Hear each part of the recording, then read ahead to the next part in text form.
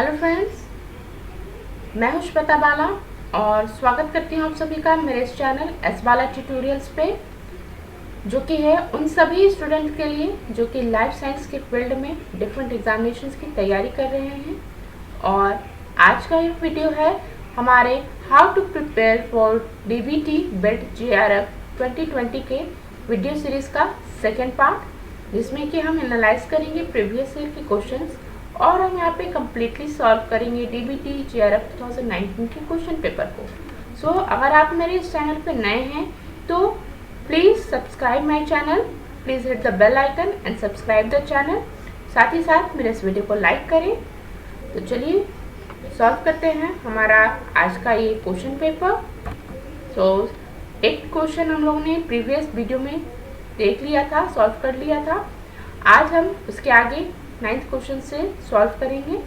तो सबसे पहला हमारा क्वेश्चन है आज का, competitive inhibition of an enzyme can be reduced by. तो यहाँ पे पहले मैं आंसर बताने से पहले थोड़ा सा आपको कॉम्पिटिटिव इनहिबिशन के बारे में बता दूँ। सो कॉम्पिटिटिव इनहिबिशन में जो इनहिबिटर्स होते हैं जनरली वो क्या होते हैं, सबस्ट्रेट के एनालॉग्स होते हैं। सो उनका स्ट्रक्चर काफ़ी हद तक सबस्ट्रेट के जैसा होता है।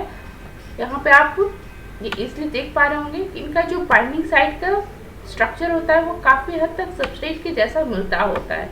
सो ये क्या होते हैं कि कॉम्पिटिटिव इनहिबिटर्स जब मौजूद होते हैं तो ये जाकर के एंजाइम के एक्टिव साइट को ब्लॉक कर देते हैं, जिससे कि हमारा सबस्ट्रेट जो है वो एक्टिव साइट पे बाइंड नहीं कर पाता है। चूँकि यहाँ पे कंपटीशन हो रहा है तो जिसका नंबर अधिक होगा, जिसकी शक्ति अधिक होगी वो जीतेगा। सो यहाँ पे सिंपल लेमैन कॉन्सेप्ट को यूज़ करना है।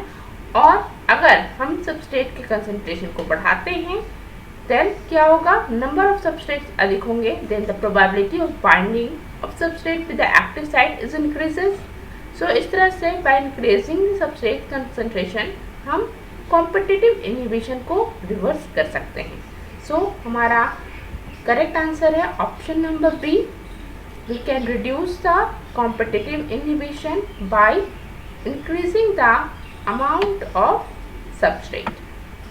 Okay, now बढ़ते हैं अगले क्वेश्चन की ओर, जो है हमारे जनरल बायोटेक्नोलॉजी यूनिट 4 से। सो गाइस, अगर आपने मेरा प्रीवियस वीडियो देखा होगा तो वहाँ पे भी हमने देखे थे कि यूनिट 4 से काफ़ी सारे क्वेश्चन पूछे जा रहे हैं। दैट मीन्स कि यूनिट काफ़ी इंपॉर्टेंट है और बहुत अच्छे से करना है हमें। ओके, सो क्या कह रहा है question, The sequence of first strand of DNA obtained after reverse transcription of bacterial mRNA is same as। So यहाँ पे 4 ऑप्शंस हैं हमारे पास। पहला है एंटीसेंस DNA स्ट्रैंड, सेकंड है सेंस DNA स्ट्रैंड, थर्ड है mRNA एंड फोर्थ है antisense RNA। So guys, ये क्वेश्चन जो है वो अपने आप में आधा आंसर तो कर रहा है। यहाँ पे क्वेश्चन में ही हमें पहले से बता दिया गया है कि हमें फर्स्ट स्ट्रैंड जो है वो डीएनए का मिल रहा है। That means the option number C and option number B are wrong. So हम यहाँ से 2 ऑप्शन तो पहले ही हटा सकते हैं। रहा हमारा 2 ऑप्शंस। तो चलिए इसके बारे में मैं पहले थोड़ी जानकारी दूँ, फिर बात करते हैं आंसर के बारे में। तो यहाँ पे देखिए, जब आरएनए पॉलीमरेज आकर के ट्रांसक्रिप्शन शुरू करता है और आरएनए ट्रांसक्रिप्ट का फॉर्मेशन करता है, तो ये किसके अगेंस्ट आरएनए ट्रांसक्रिप्ट फॉर्म करता है, वो फॉर्म करता है एंटीसेंस स्ट्रैंड के अगेंस्ट। अब आप बात करेंगे कि इसे एंटीसेंस स्ट्रैंड क्यों कहते हैं, बिकॉज इसके अपोजिट स्ट्रैंड जो है उसे सेंस स्ट्रैंड कहते हैं। और इसे सेंस स्ट्रैंड इसलिए कहते हैं क्योंकि इसके सीक्वेंस जो होते हैं वो आरएनए ट्रांसक्रिप्ट के सीक्वेंस के जैसे होते हैं। एंड यहाँ पे आरएनए ट्रांसक्रिप्ट जो होता है, चूँकि वो प्रोटीन कोड करता है, it means that this sequence make some sense. Okay, so because of that हम डीएनए के इस स्ट्रैंड को जो कि आरएनए ट्रांसक्रिप्ट के सीक्वेंस से मिलता है उसे हम सेंस स्ट्रैंड कहते हैं। सो अगर आरएनए ट्रांसक्रिप्ट हमारे पास मौजूद है, एमआरए मौजूद है और उसके अगेंस्ट हम रिवर्स ट्रांसक्रिप्शन करेंगे तो हमें कौन सा स्ट्रैंड मिलेगा, हमारा antisense strand. Okay, so the correct answer is option number A. Okay, चलिए नेक्स्ट क्वेश्चन देखते हैं। ये है statins inhibit the biosynthesis of। सो यहाँ पे 4 ऑप्शन दे दिए गए हैं। अगेन ये क्वेश्चन जो है जनरल बायोटेक का है और ये यूनिट नंबर 1 से पूछा गया है। ओके, सो इस क्वेश्चन में ऑप्शंस जो हैं वो हैं, फर्स्ट है प्रोस्टाग्लैंडिन, सेकेंड है ल्यूकोट्राइन एंड थर्ड है सेरोटोनिन और फोर्थ ऑप्शन है cholesterol. So the correct answer is cholesterol, because क्या होता है कि स्टैटिन्स जो होते हैं basically a class of drugs हैं जो कि लोअर लेवल ऑफ कोलेस्ट्रॉल के लिए रिस्पॉन्सिबल होते हैं। ये कोशिश करते हैं कि ब्लड सप्लाई में कोलेस्ट्रॉल का लेवल कम रहे, और इसके लिए क्या करते हैं कि लीवर सेल्स में कोलेस्ट्रॉल के प्रोडक्शन को इनहिबिट करते हैं। So basically they are the inhibitors. Okay, और ये किसको ब्लॉक करते हैं? ये ब्लॉक करते हैं hydroxy methyl butyryl coenzyme A, जिसे हम शॉर्ट फॉर्म में HMG कोएंजाइम ए रिडक्टेज भी कहते हैं। सो जो हमारे स्टैटिन्स हैं वो basically HMG coenzyme A reductase के इनहिबिटर्स होते हैं। ओके, चलिए move to the next question. यहाँ पे नेक्स्ट क्वेश्चन में कहा जा रहा है a fetus with which one of the following karyotype will not survive at birth। तो यहाँ पे पूछा जा रहा है कि कौन सा फीटस यहाँ पे कैरियोटाइप होगा जिसके साथ ही फीटस सर्वाइव नहीं कर सकेगा।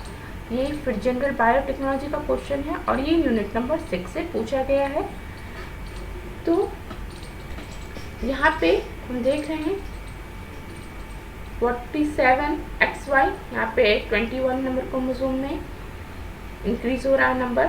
यहाँ पे 45X है, यहाँ पे 47XY प्लस 13 है, बट ऑप्शन नंबर 1 में क्या है 45Y। यहाँ पे X क्रोमोसोम एब्सेंट है। सो गाइस, X क्रोमोसोम केवल सेक्स डिटरमाइनिंग क्रोमोसोम नहीं है, इसके काफ़ी सारे रोल्स होते हैं। ये काफ़ी सारे चीज़ जो होते हैं अपने में कंटेन कर रखते हैं। ये आपके जो बिहेवियर है उससे लेकर के आपके टेस्ट को, आप किसी अनियन सूप को या किसी सूप को किस तरह से टेस्ट करते हैं, किस तरह से रिएक्ट करते हैं, ये सारी चीज़ें जो डिसाइड करता है वो जीन मौजूद होता है X क्रोमोसोम में। So if the X chromosome is absent, it means the lots of genes are not present and they all genes are very essential for the survival. So अगर किसी भी फिटस में X chromosome नहीं है, then that type of fetus is not survive.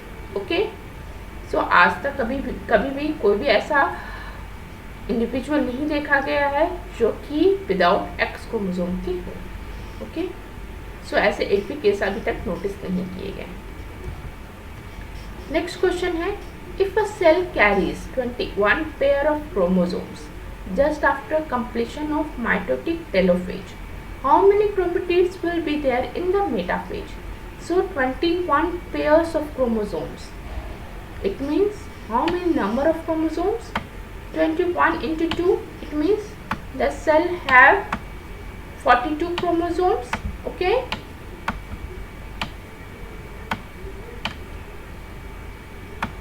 यहाँ पे आपको 42 chromosomes हैं। So अगर यहाँ पे क्या हो रहा है, माइटोटिक डिवीजन हो रही है।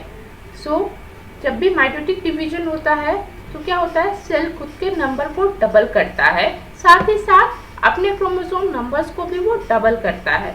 यहाँ पे देखिए, आप देख सकेंगे अच्छे से, यहाँ पे after at the time of metaphase क्या हो रहा है, द नंबर ऑफ क्रोमोसोम्स जो वो डबल हो रहा है, यानी 42 का डबलिंग होगा। So the total number of chromosome at the time of metaphase क्या हो जाएगा, टोटल नंबर ऑफ क्रोमेटिड्स के नंबर हो जाएंगे यहाँ पे 84। So correct answer is option number 3। Okay, and ये क्वेश्चन जनरल बायोटेक का है और यूनिट नंबर 3 से पूछा गया है। चलिए नेक्स्ट क्वेश्चन देखते हैं। Molecular mass of protein can not be determined by. ये question general biotech unit number 2 का है। यहाँ पे आपको बायोटेक्निक्स के बारे में पढ़ना है इस यूनिट के अंदर।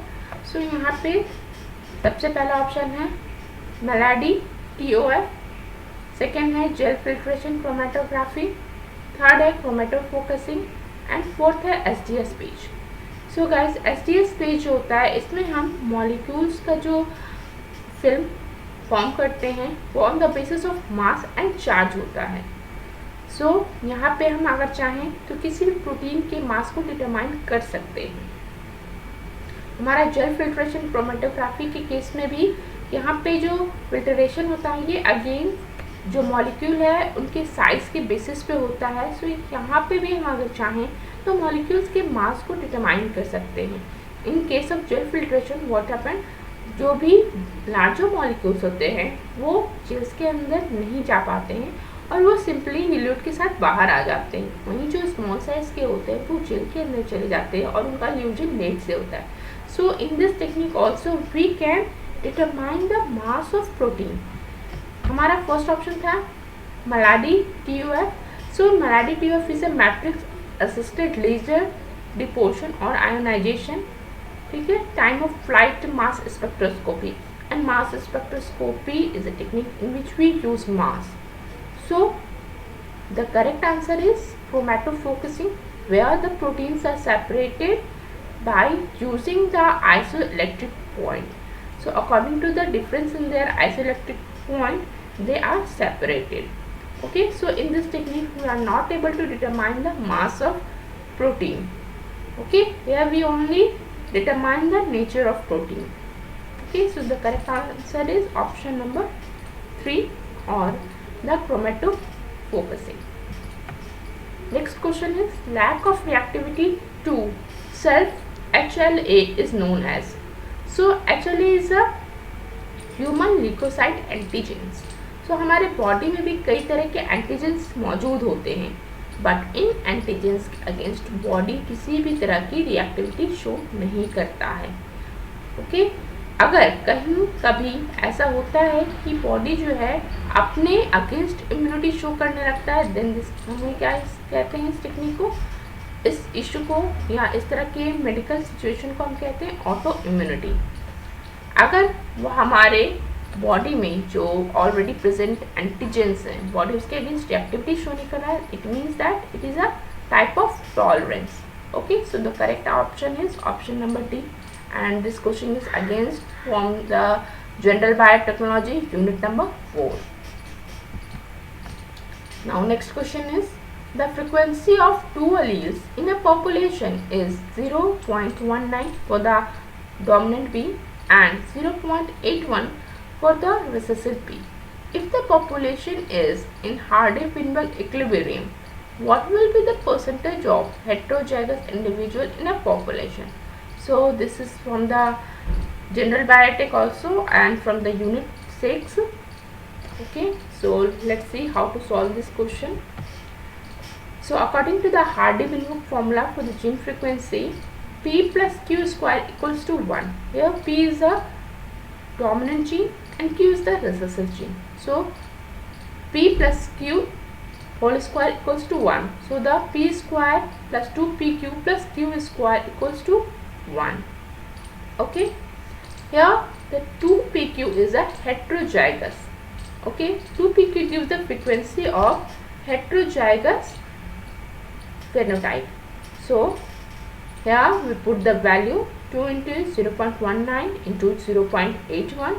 When we calculate it, we get the 0.31, and when we convert it into the percentage, we get the 31%. So the correct answer is option number C.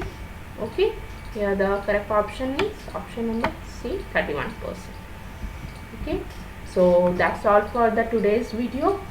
Thanks for watching my video. For the more information and query, you can join me on Telegram. This is my Telegram link, and my channel name is Life Science Tutorials, so you can join me there also. So please subscribe my channel today. SBala Tutorial is my channel's name. So thank you for watching my video. Thank you. Bye bye.